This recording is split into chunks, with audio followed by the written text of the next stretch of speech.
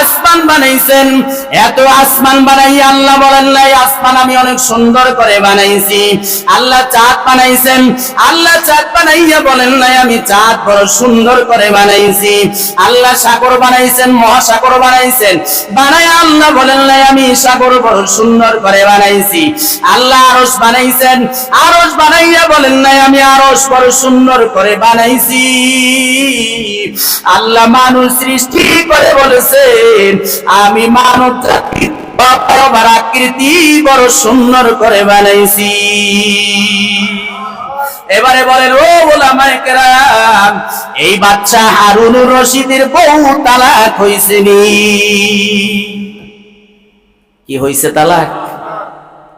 তাইলে চাঁদের থেকেও মানুষ, আপনারা সবাই তো বললেন চাঁদই বলে শুরু। হ্যাঁ, চাঁদের চেহারার ভিতরে কালো কালো স্পট আছে না নাই? কিন্তু আমার নবী মুহাম্মদুর রাসূলুল্লাহ সাল্লাল্লাহু আলাইহি ওয়াসাল্লামের চেহারা মোবারক এত সুন্দর করে বানাইছে, কবি বলেন মনে হয় নবী যেমন চাইছে আল্লাহ তেমন ভাবে বানায় দিছে। রসুলের ওই চাঁদের চেহারার ভিতরে স্পট আছে, কিন্তু মুহাম্মদুর রাসূলুল্লাহর চেহারার ভিতরে কোনো স্পট ছিল না।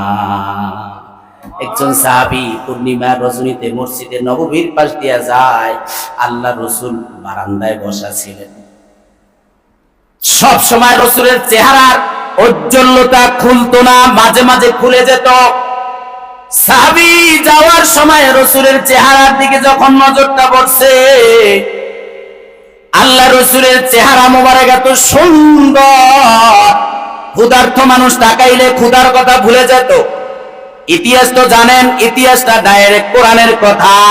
ওই মিশরে ইউসুফ আলাইহিস সালামের চেহারা দেখে নারীরা হাত কর্তন করে ফেলেছিল, এদিকে হাত আঙ্গুল কেটে ফেলেছে, রক্ত পড়তেছে, কোনো খবর নাই, এটা মানুষ না, এটা আসমানের ফেরেশতা। কইছি কি কয় নাই? তাইলে বুঝা গেল আকর্ষণ আছে না নাই?